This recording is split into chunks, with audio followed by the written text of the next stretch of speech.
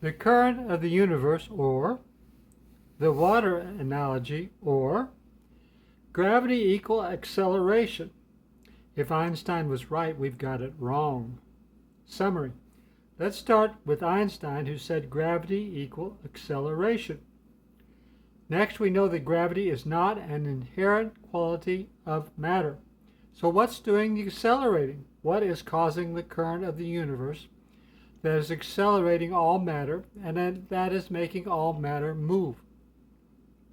This post suggests that the singularity that preceded the Big Bang and caused the Big Bang is the same force as vacuum energy and dark energy which we have now. This massive ongoing force of expansion, dark energy, has forced all matter to move. But it also the force that causes resistance to matter that moves too fast or accelerates. That resistance to acceleration is what we term gravity. So, dark energy expansion forces everything to move, but slows down everything that goes too fast. Problems. Gravity equal acceleration doesn't make sense, though it is true. Gravity doesn't connect with the electromagnetic force. Dark energy does connect with the electromagnetic force. Gravity is a minuscule force when compared to dark energy. Finally, does gravity still matter? Not as much as it used to before dark energy was discovered to be 70% of the entire universe.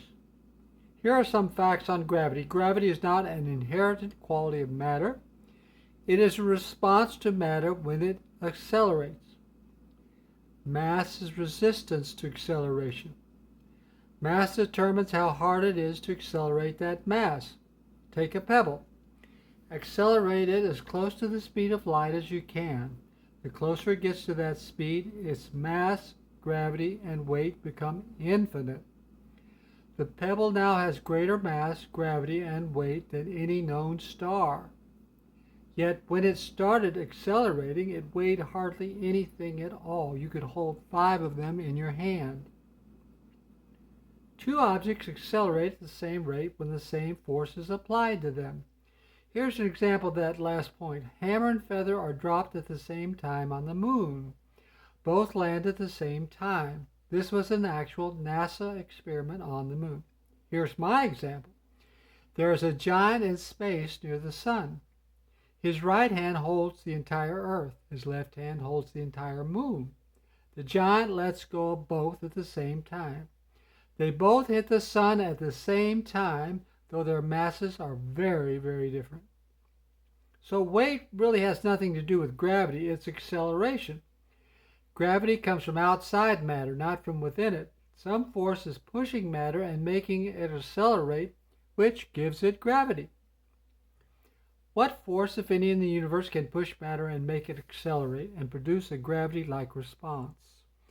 The electromagnetic force pulls opposite charges together and repels like charges, but it's not what we're looking for. We need something much stronger. Keep looking.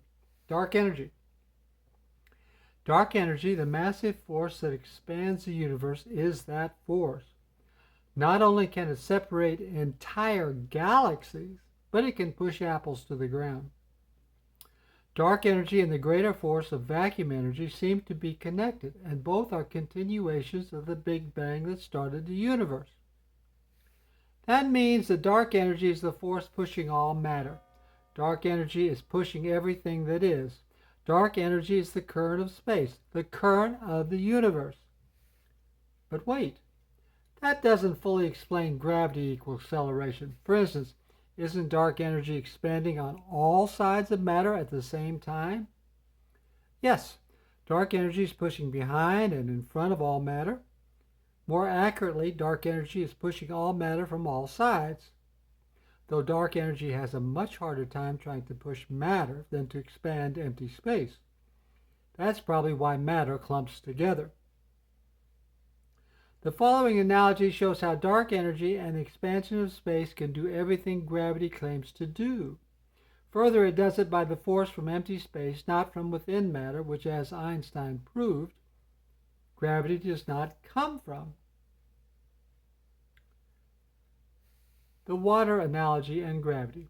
Let's say you are in a vast ocean that is 3 feet deep in all directions.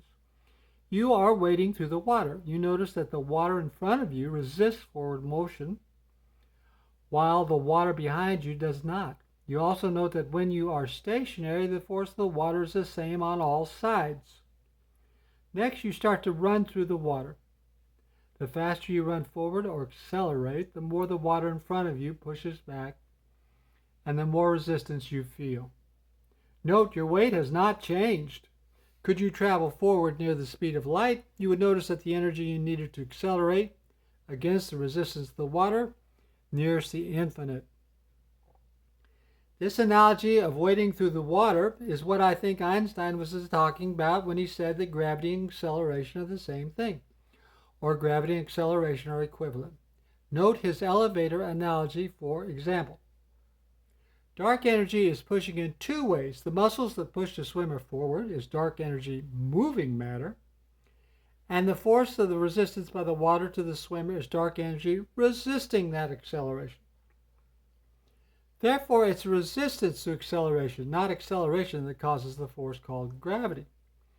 This resistance is the same that all the stars and planets, a mere 0.05% of the entire universe, feels when they accelerate. Next, two people are wading in 3-foot sea. One is extremely thin and light at 100 pounds. The other is heavy at 300 pounds. The energy to accelerate is different for the two waders. The muscles needed for the thin man to accelerate through the water is much less than the muscles needed for the heavy-set man. Notice that while wading, neither man's weight has increased, but the resistance to each from accelerating through the water has increased. They both feel more pushback from the water. The heavy-set man feels more resistance than the thin man. More mass is harder to accelerate. Summary again. This post suggests that the singularity that preceded the Big Bang and caused it is the same force as vacuum energy and dark energy is today. This massive ongoing force of expansion has forced all matter to move, but it also the force that causes resistance to matter that moves too fast or accelerates. That resistance to acceleration is what we term gravity. Some will say, show us the math. The math has been done by Newton and Einstein. Their work still fits everything I've suggested here. Thank you for reading. See my other posts and video for how all of these ideas connect up into one physics model.